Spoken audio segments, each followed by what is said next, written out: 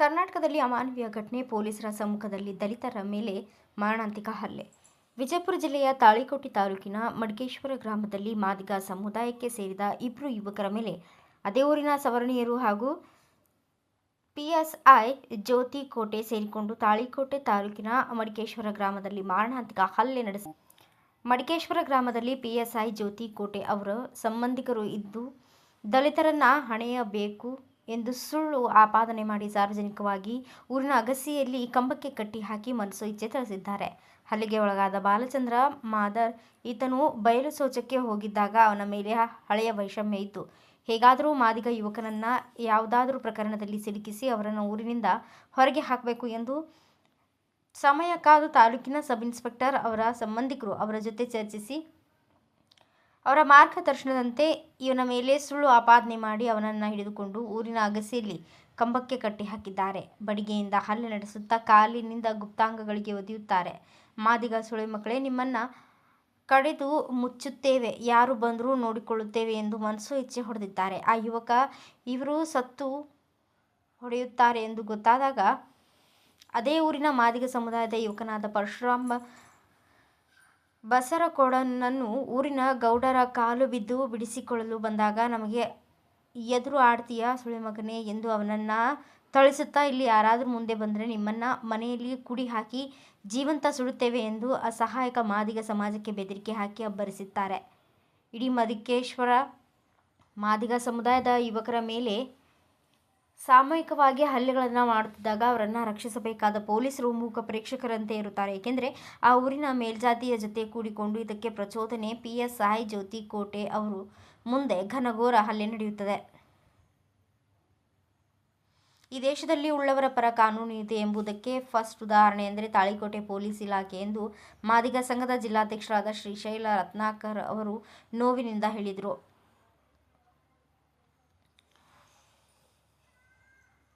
ಅವರ ಹಿಂದೆ ಬಂದಿರುವ ಪಿಎಸ್ಐ ಮತ್ತು ಅವರ ಸಂಬಂಧಿಕರು ಕೆರೆಯಲ್ಲಿ ಇರುವ ಹೆಂಗಸರು ಮಕ್ಕಳು ಎಂದು ನೋಡದೆ ಮನೆ ಹೊಕ್ಕು ಮನಸು ಇಚ್ಛೆ ಬಡಿಯುತ್ತಾರೆ. ಯುವತಿಯರು ಮಕ್ಕಳು ಎಂದು ನೋಡದೆ ಅವರನ್ನು ತಮ್ಮ ಚಪ್ಪಲ್ ಕಾಲಿನಿಂದ ಒದೆಯುತ್ತಾರೆ. ಈ ಅಮಾನವೀಯ ಘಟನೆಯನ್ನು ಕೇಳಿದ ತಕ್ಷಣ ಬಸವನ ಬಾಗೇವಾಡಿಯ ದಲಿತ ಮುಖಂಡರಾದ ಉಮೇಶ್ ನಡುವಿನಮನಿಯವರ ಹಾಗೂ ಸಂಗಡಿಗರು ಸೇರಿಕೊಂಡು ಹಲ್ಲೆಗೆ ಒಳಗಾದಾಗ ಇಬ್ಬರನ್ನ ಕೂಡ ಬಸವನ ಬಾಗೇವಾಡಿ ಸರ್ಕಾರಿ ಆಸ್ಪತ್ರೆಯಲ್ಲಿ ಚಿಕಿತ್ಸೆ ನೀಡಿ ಹೆಚ್ಚಿನ ಚಿಕಿತ್ಸೆಗಾಗಿ ವಿಜಯಪುರ ಜಿಲ್ಲಾಸ್ಪತ್ರೆಗೆ ಕಳುಹಿಸಿರುತ್ತಾರೆ. ಈ ವಿಷಯ ತಿಳಿದ ತಕ್ಷಣ ಕರ್ನಾಟಕ ಮಾದಿಗರ ಸಂಘದ ಜಿಲ್ಲಾಧ್ಯಕ್ಷರಾದ ಶ್ರೀಶೈಲ ರತ್ನಾಕರ್ ತಕ್ಷಣವೇ ಅಲ್ಲಿಗೆ ಹೋಗಿ ವೈದ್ಯಕೀಯ ಹಾಗೂ ಕಾನೂನು ಪ್ರಕರಣ ಮಾಡಿಸಿ ಸಂಬಂಧಪಟ್ಟ ಅಧಿಕಾರಿಗಳಿಗೂ ಕೂಡ ಮಾಹಿತಿ ನೀಡಿ ಧೈರ್ಯವನ್ನ ಹೇಳಿದರು. ಕೃತ್ಯಕ್ಕೆ ಕಾರಣರಾದ ಪಿಎಸ್ಐ ಜ್ಯೋತಿ ಕೋಟ ಅವರನ್ನು ಅಮಾನತುಗೊಳಿಸಿ ವಿಜಯಪುರ ಜಿಲ್ಲೆಯಿಂದ ಗಡೀಪಾರು ಮಾಡಬೇಕು, ಇಲ್ಲವಾದರೆ ಮುಂದಿನ ದಿನಮಾನಗಳಲ್ಲಿ ರಾಜ್ಯದಾದ್ಯಂತ ಉಗ್ರ ಹೋರಾಟ ನಡೆಸಲಾಗುವುದು ಎಂದು ಎಚ್ಚರಿಕೆ ನೀಡಿದರು. ನಂದೇನು ಆರೋಪ ಅಂದ್ರೆ PSI ಮೇಡಮ್ ಏನು ಅಲ್ಲಿ ಹೋಗ್ಯಾಳಲ್ರಿ. PSI ಮೇಡಮ್ ಈ ಊರು ಸಸಿ ನಮ್ಮ ಮನೆಗೆ ಅದಾರ ತಿಳಿಯೋದಾಗ ಅದಾರ ಅನ್ಸದ್ದು. ಎಷ್ಟು ದಿನ ನೋಡೋದ್ರಲ್ಲಿ ಏನಾಗ್ತದ ಅದು ಮಸಲ ಮಾಡೇ ಬಿಡ್ರಿ, ಕಡದೇ ಬಿಡ್ರಿ, ಕಲಾಶೆ ಮಾಡಿ ಎಲ್ಲ ಅದಾವೆ, ಎಲ್ಲ ಕೊಡ್ತೀವಿ.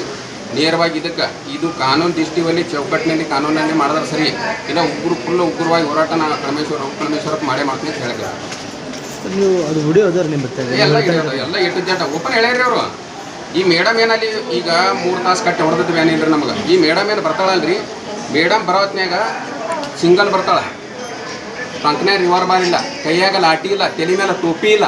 ಇದು ಏನು PSI ಈ ಥರ ಎಲ್ಲಿ PSI ರೀ? ಏನು ನೌಕರಿ ಮಾಡ್ತಾ ಇದ್ರೆ ಅಲ್ಲಿ ಬಂದು ಇವ್ರು ಏನು ಮೇಡಮ್ ಬರ್ತಾರಲ್ಲ ಉಲ್ಟಾಲಿ ಜಾಸ್ತಿ ಹೊಡ್ಲಿಕ್ಕೆ ಚಾಲು ಮಾಡ್ತಾರೆ. ಈ ಮೇಡಮ್ ಮುಂದೆ ಹೊಡ್ಕೊತ ಹೋಗ್ಯಾರ ಹಿಡಿಯೋದಾಗ ರೀ.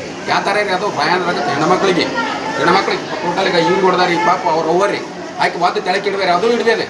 ಈಗ ಅವ್ರು ಮನೆಯವ್ರಿ ಇವರು ಅವ್ನ ಮನೆಯವ್ರು ಈಕಿಗೆ ಅಂತ ನಾಯಿ ಹೊಡೆದಾರೆ. ಇನ್ನೊಬ್ರು ಅಡ್ಮಿಟ್ ಅದಾರ, ಇನ್ನೊಬ್ರು ಕೈ ಮಕ್ಕಳು ಸಣ್ಣ ಮಕ್ಕಳು ಮನೆಯಾಗ ಅದಾರ.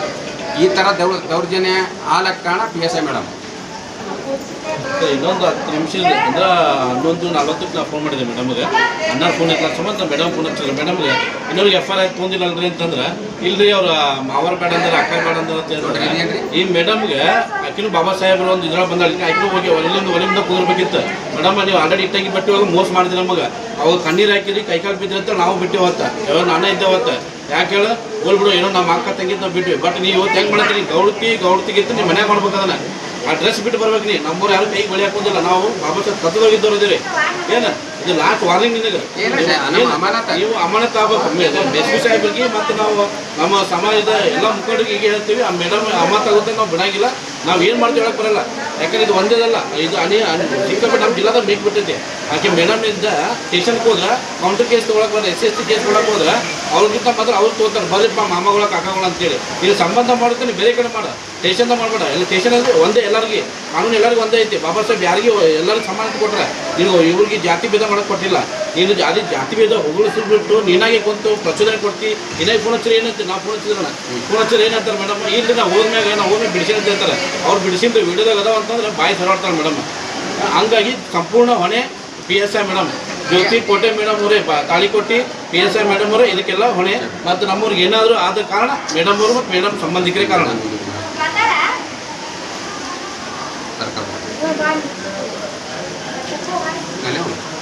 ಅಭಿ ಆಯ್ ಪಿಕ್ಚರ್ ತಗೋರಿ ಮುಂದೆ ಇದ್ದಾರೆ. ಬ್ಯೂರೋ ರಿಪೋರ್ಟ್ ಸಾಯಬಣ್ಣ ಸಾಲದಹಳ್ಳಿ, ಭಾರತ ವೈಭವ ನ್ಯೂಸ್, ವಿಜಯಪುರ.